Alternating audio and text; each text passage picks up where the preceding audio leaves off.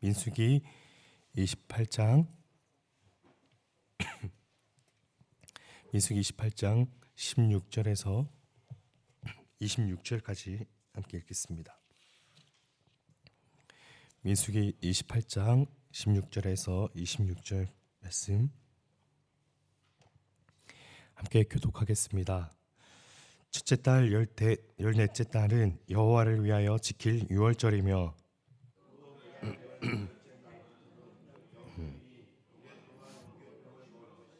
그 첫날에는 성회로 모일 것이요 아무 일도 하지 말 것이며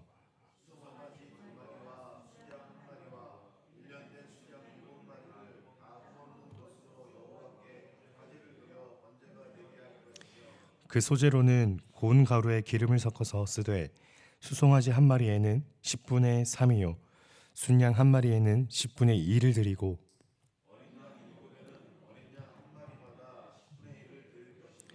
또 너희를 속죄하기 위하여 순염소 한 마리로 속죄제를 드리되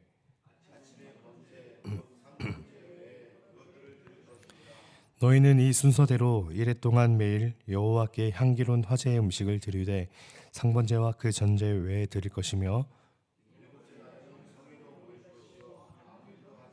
함께 읽겠습니다.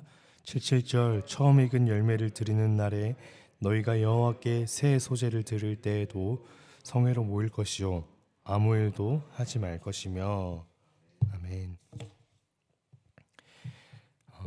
땅을 분배하기 위한 인구조사를 다 마치고 모세에서 여호수아로의 이 지도자의 위임까지 끝난 상황에서 이제 이스라엘은 이 가나안에 들어가 가나안에서의 지켜야 할 제사 그 제의에 관한 규정이 28장 말씀에서부터 나오기 시작합니다.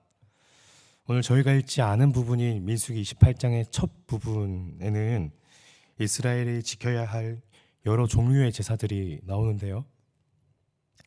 날마다 바치는 제사인 이 상번제라고도 하는 번제물을 드리라고 3절 28장 3절 말씀은 그렇게 기록되어 있습니다.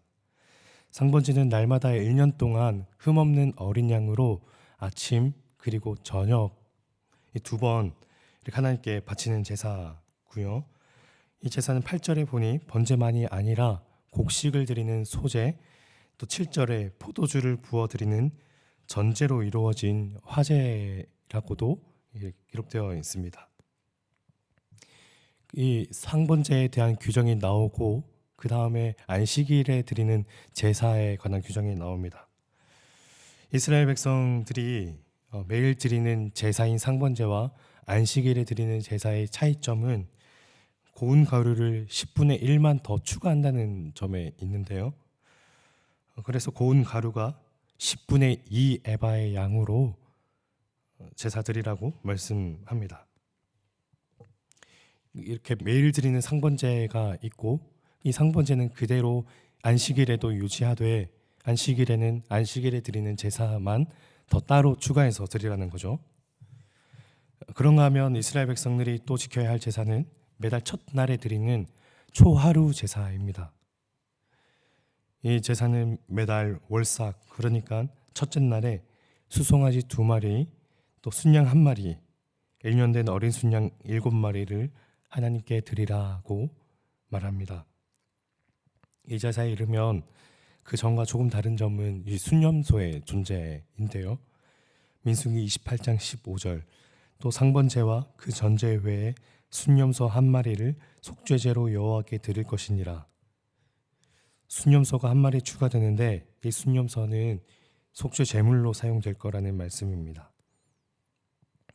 그리고 또 이어서 유월절에 관한 계명이 나오죠. 저희가 오늘 읽은 말씀인데 매해의 첫 달 14일은 유월절입니다. 잘 아시는 것처럼 이날은 하나님께서 이스라엘 백성을 이 애굽에서 구원해내실 때 10가지 재앙을 보내시고 또 그리고 마지막 재앙인 이 장자에 대한 이 재앙에서 문설주의 어린 양의 피를 바른 그 가정은 하나님께서 재앙을 내리시지 않고 떠나간다라는 의미로 유월절인 거죠. 이달이 되면 이 사람들은 하나님께서 이스라엘을 애굽의 손에서 어떻게 구원해 내셨는지를 가족이 함께 나누게 됩니다. 그리고 이어 유월절이 지나고 무교절이 이어지는데요. 유월절 다음 날인 유월절이 14일이라고 했으면 이 15일부터 7일 동안 무교절이 이어집니다. 누룩을 넣지 않은 빵을 매일 먹으며 하루를 보내야 했죠. 이 유월절 무교절 절기에서 독특한 점이 또 하나 있습니다. 바로 18절. 그 첫날에는 성회로 모일 것이요 아무 일도 하지 말 것이며, 유월절 다음 날인 무교절의 첫 시작하는 그 날에는 거룩한 성회로 모이고 생업과 관련된 아무 일도 하지 말라고 말씀합니다. 다음으로는 77절이 나오죠. 유월절 무교절이 끝나고 7주가 지난, 그러니까 50일째 되는 그 날이 77절인데요. 보리추수의 첫 열매를 하나님께 드린다는 의미로 여름의 추수감사절, 그러니까 맥추감사라고도 할 수 있는 77절 절기입니다. 그리고 29장으로 넘어가면 신년 제사가 나오죠. 이스라엘에게 일곱 제달이라고 되어 있는 것은 유대력으로 7월을 의미하는 거고, 또 우리 이 유대력을 우리 기준으로 또 바꾸면 9월에서 10월 정도가 됩니다. 여하튼 이 날짜부터 이 유대인들은 신년의 시작이라고 생각했어요. 그러니까 일곱째 달의 첫날에 신년 제사를 드린다는 것은 저희가 생각하는 기로는 신년 감사 예배 정도라고 생각할 수 있겠습니다. 이날은 유대인들이 나팔을, 죄송합니다, 목소리가 점점 없어져 가네요. 이날은 나팔을 크게 불러서 신년을, 새해를 선포했기 때문에 나팔절이라고도 합니다. 그날로부터 이 나팔절, 그러니까 신년 첫 감사 예배를 드리면 그 다음 10일이 지난 다음에는 대속죄일이라고 해서 이스라엘에서 가장 거룩하게 구별된 날로 지킵니다. 이날은 대제사장은 이스라엘 백성의 죄를 속하기 위해 속죄 제물을 한 마리 드리고, 그리고 또 수염소 한 마리를 잡아서 아사셀 염소라고 해서 이 광야로 내보내는, 이스라엘의 모든 죄를 짊어지게 하고 광야로 내보내는 그런 제의도 벌이게 되죠.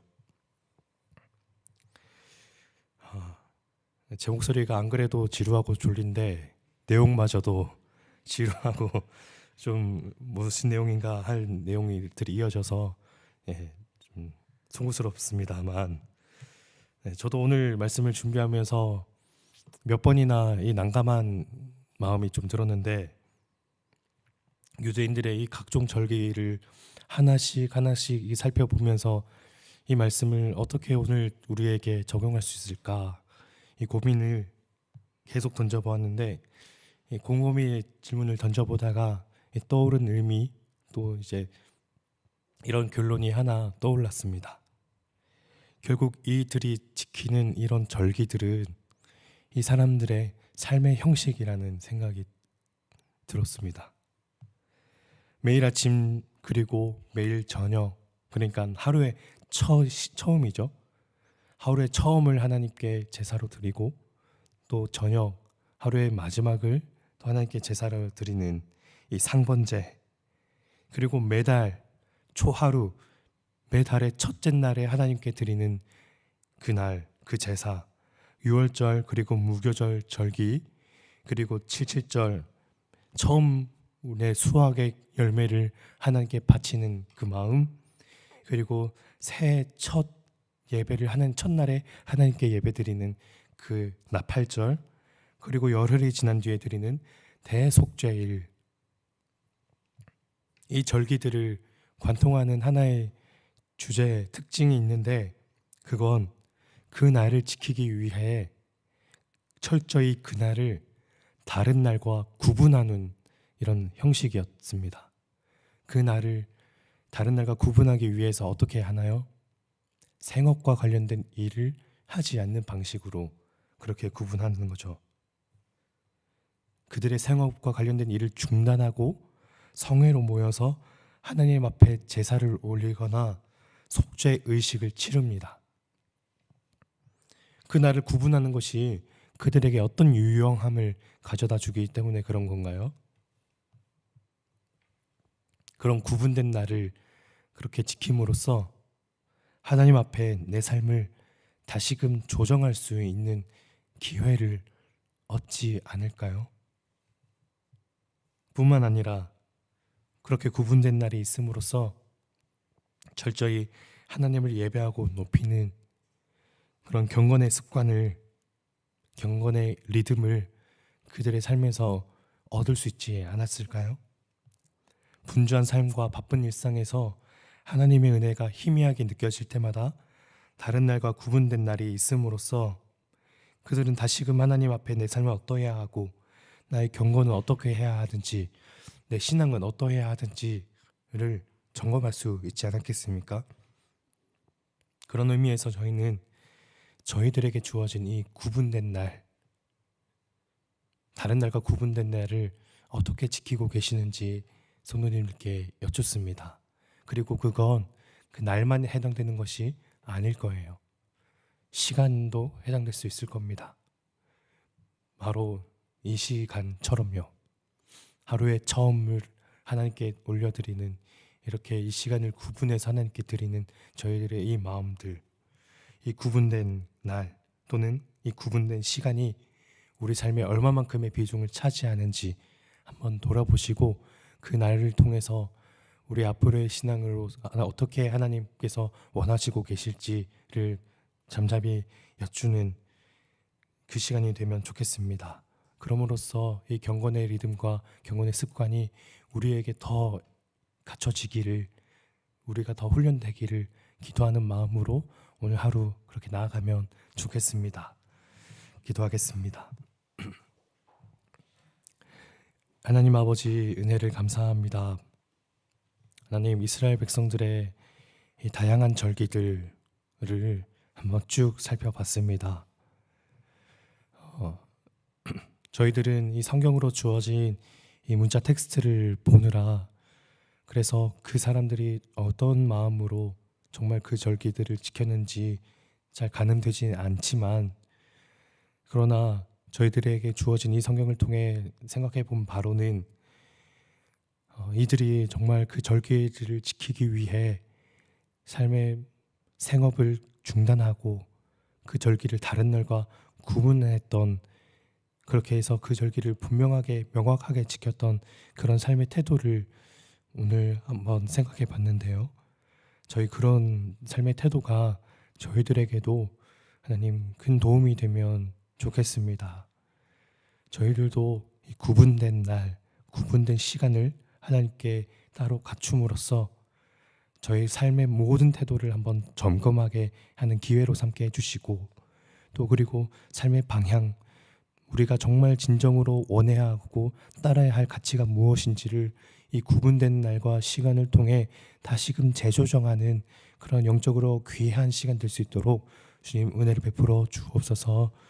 저희 은혜를 베푸실 하나님 기대하며 예수님의 이름으로 기도드립니다. 아멘.